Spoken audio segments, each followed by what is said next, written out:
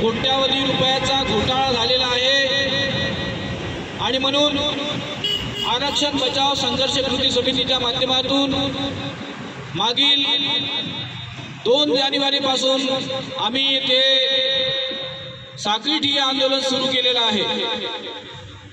खरं तर ज्या काँग्रेसची सत्ता या चंद्रपूर जिल्हा मध्यवर्ती सहकारी बँकेमध्ये आहे त्या काँग्रेसचे नेते राहुल गांधी असं म्हणतात की संविधान वाचलं पाहिजे, मागासवर्गीयांचं आरक्षण वाचलं पाहिजे, पण त्यांचे हे नालायक लोक जे सत्तेमध्ये बसलेले आहेत ते मागासवर्गीयांचं आरक्षण संपवायला निघालेले आहे।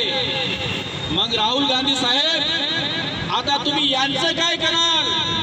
अरे जिथं मोठमोठ्या गोष्टी राज्य स्तरावर आणि राष्ट्रीय स्तरावर तुम्ही करता, पण जिथं तुमच्या हाताखाली जी बँक आहे या बँकेमध्ये मागासवर्गीय SC ST OBCचं आरक्षण तुम्ही संपवलेलं आहे। यांना एकतर बंडतर्फ करा, यांना काढून टाका पक्षातून, कारण हे गोरगरीब दलित पीडित शोषित लोकांचं काम करत नाही तर गडगंच्या लोकांच्या मुलांकडून लाखो रुपये घेऊन 25-25, 30-30, 40-40 लाख रुपये घेऊन इथे नोकर भरती करत आहे आणि तुमची जे आहे तुमची मान शर्मेनं खाली घालत आहे। आज आपण बघतो की चंद्रपूर जिल्ह्यामध्ये आरक्षणासाठी हजारो लोकांचे मोर्चे निघाले, अनेक आंदोलनं झाली, पण आज त्या सर्व सामाजिक संघटनांच्या राजकीय संघटनांच्या लोकांना मी आवाहन करतो की आज तुमचा स्वाभिमान कुठे गेला? तुम्ही या चंद्रपूर जिल्हा मध्यवर्ती सहकारी बँकेच्या अध्यक्षांकडे गाण ठेवला का? तिथल्या संचालकाकडे गाण ठेवला का? तुम्हाला आता लाजा काय वाटत नाही?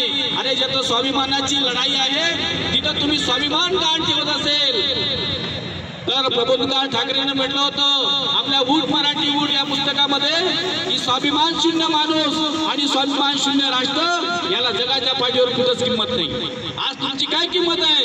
अरे जिथं लढाई लढायची आहे तिथं घरी जाऊन बसलात, तिथं झोपलात।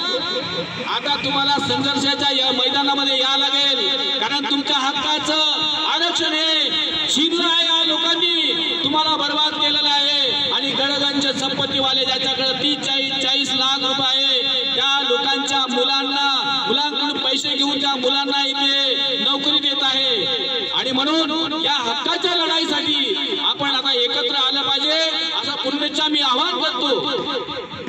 या बँकेच्या नोकर भरतीमध्ये बँकेचे अध्यक्ष जे अनेक दाखले देतात की आम्ही आरक्षण कशामुळे हटवलं, त्यांना मी सांगू इच्छितो की आपण जे दाखले देत आहेत ते दाखले पूर्णतः खोटे आहेत। संविधानानं अधिकार दिले आहेत, पण ज्या घटनेनुसार म्हणजे जिल्हा बँकेच्या बॉयलर्सनुसार, जिल्हा बँकेच्या उपनियमानुसार तुमचं बँकेचं कामकाज चालते, त्या बायलॉज मध्ये सन 2013 मध्ये तुम्ही तुमच्या उपविधीमध्ये 97वी घटना दुरुस्ती केली आणि त्या घटना दुरुस्तीमध्ये लिहिलेलं आहे की बँकेच्या नोकर भरतीमध्ये शासकीय नियमानुसार आरक्षण लागू राहील आणि मागासवर्गीयांच्या कर्मचाऱ्याचं जे पदोन्नतीचं जे आहे जो बॅकलॉग जो आहे तो भरून काढण्यात येईल।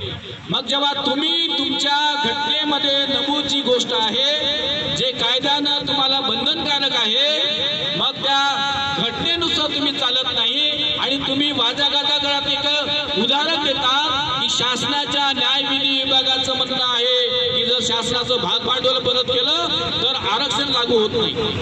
अरे नालायकांनो, चंद्रपूर जिल्ह्यातल्या जवळपास 400-450 जे सोसायटी आहेत, विविध कार्यकारी सहकारी संस्था आहे, त्याचं भांडवल तुमच्याकडे आहे, त्यांचे शेअर्स तुमच्याकडे आहे आणि ते शेअर्स मला वाटते माझ्या माहितीनुसार 400 ते 450 कोटी रुपये आहे। मग ते 450 कोटी रुपये त्या विविध कार्यकारी सहकारी संस्थेला तुम्ही परत करा। जर तुमच्यामध्ये धमक असेल तर अरे त्या गोरगरीब शेतकऱ्यांचे शर्टचे पैसे त्या विविध कार्यकारी सोसायटीच्या माध्यमातून तुमच्या बँकेमध्ये जमा होते, त्या पैशावर तुमची बँक चालते आणि त्या गोरगरीब शेतकऱ्यांच्या मुलांना, गोरगरीब मुलांना, त्यांच्या आदिवासी SC ST प्रवर्गाची मुलांना तुम्ही डावलून धनदांडग्या कर्मचाऱ्यांचे पोरं तुम्ही नोकरीमध्ये लावतात। आणि म्हणून आम्ही आरक्षण बचाव संघर्ष कृती समितीच्या माध्यमातून इथे आम्ही ठिय्या आंदोलन करतो आहोत। आज हे या जिल्हा मध्यवर्ती सहकारी बँकेचा सर्व पोचाडाच माझ्याकडे आहे।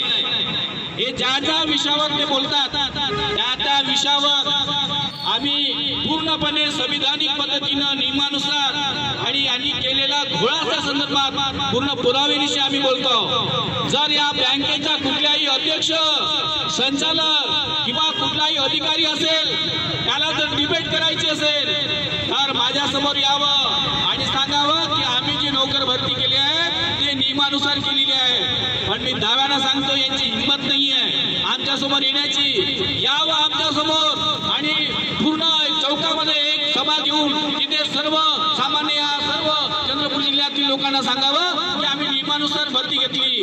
पण हे बोलू शकत नाही, यांच्यामध्ये दम नाही आहे समोर येण्याचा। फक्त कागदोपत्र इकडे तिकडे याला मॅनेज करा, त्याला मॅनेज करा। कालपर्यंत परवापर्यंत हे आमचे किशोर जोरगेवार येथे आले होते, म्हणे तुमच्या मागण्या मान्य करण्यासाठी आम्ही मुख्यमंत्र्यांची भेट घालून घेतो। आणि नंतर तिथे महाकालीमध्ये कार्यक्रम झाला, प्रियदर्शनीमध्ये कार्यक्रम झाला, विरोधी पक्षाचे लोक सोबत होते आणि त्यांचं बोलणं आता पूर्ण बंद झालं। आताच लोकमतच्या पेपरमध्ये आहे की किशोर जोरगेवार गप्प झाले। अरे जो माणूस कुठलंही कारण नसताना 50 खोक्यासाठी विकला जातो, त्याचं काही घेणं देणं नाही आहे, तो माणूस आता इथं तो विकला जाणारच आहे। हे विकल्या जाण्याची औलाद आहे, हे विकल्याच जाणार आहे, कारण यांना गोरगरिबांचं काही घेणं देणं नाही आहे।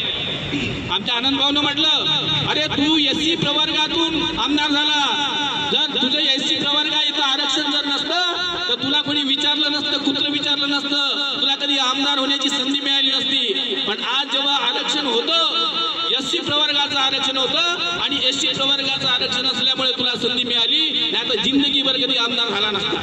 पण आज ज्या SC प्रवर्गावर अन्याय होत आहे, ज्या SC ST प्रवर्गावर अन्याय होत आहे, तो अन्याय दूर करण्यासाठी तुला समोर यायला पाहिजे होतं। कारण लोकप्रतिनिधी आहे, लोकांचं नेतृत्व, लोकांचं प्रतिनिधित्व करण्याची जबाबदारी तुझ्याकडे आहे, पण तू ते करत नाहीये।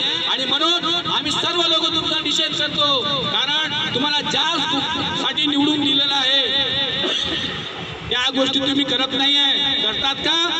महाकाली महोत्सव कशासाठी? त्या बिचारा बायांना, त्या महिलांना पैसे देऊन इकडं तिकडं फिरून आणि खंडणी वसूल करून ते कार्यक्रमाचं आयोजन करायचं। पण जिथं हक्क अधिकाराची लढाई आहे, त्या लढाईमध्ये खऱ्या अर्थानं तुला समर्थन द्यायला पाहिजे होतं, तिथं समर्थन देत नाहीये। आणि आता पुन्हा एक काहीतरी कार्यक्रम चालला म्हणजे कुस्ती, म्हणजे यांना कुस्त्या खेळायच्या आहे, यांना महोत्सव साजरे करायचे आहे। पण ज्या कारणासाठी लोकांनी निवडून दिलं त्या हक्क अधिकारासाठी यांना समोर यायचं नाही, लढायचं नाहीये। म्हणून अशा लोकांचा जे आहे जाहीरपणे निषेध झाला पाहिजे। यांना या चौकामध्ये यांचा निषेध होऊन यांची मान शर्मेला गेली पाहिजे। कारण आज ही लढाई आहे, हे आम्ही सर्वसामान्य लोक, सर्व संघटनाचे लोक बसलो इथं। खऱ्या अर्थानं हे लोकप्रतिनिधीचं काम आहे, हे आमचं काम आहे का? आणि ज्यांना निवडून त्या कारणासाठी दिलं की नाही बाबा जिथं जिथं अन्याय होईल तिथं तुम्ही आमचं प्रतिनिधित्व करणारे लोकप्रतिनिधी जे आहे तिथं ते काम आमचं सोडवलं पाहिजे, तो प्रश्न सोडवला पाहिजे। पण आज हेच लोक घरी बसलेले आहेत पैसे खाऊन। म्हणजे इकडं म्हणायचं की बाबा आम्ही जनकल्याणासाठी काम करतो आणि येतं स्वकल्याण यांचं सुरू आहे। जिथं भरेल धरा तोच गाव भरा, अशा पद्धतीनं यांचं जे आहे चांगलं जे सुरू आहे। आणि म्हणून आजच्या या 12व्या दिवशी मी आपल्या सर्वांना, जिल्ह्यातील सर्व तमाम जे आहे SC ST NT OBC प्रवर्गातील सर्व तमाम आमच्या बंधू भगिनींना विनंती करतो, सर्व सामाजिक संघटनांना विनंती करतो की आमच्या या हक्काच्या आरक्षणाच्या लढाईमध्ये आपण सामील व्हा।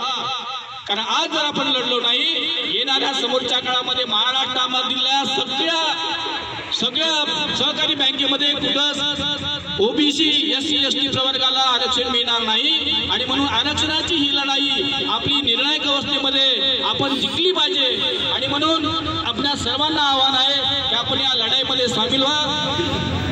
उद्या जे आहे आम्ही विभागीय सहनिबंधक यांच्याकडे आमची बैठक आहे आणि परवा मुख्यमंत्री देवेंद्र फडणवीस साहेब यांच्याकडे सुद्धा बैठक आहे। आम्ही त्यांना आवर्जून सांगणार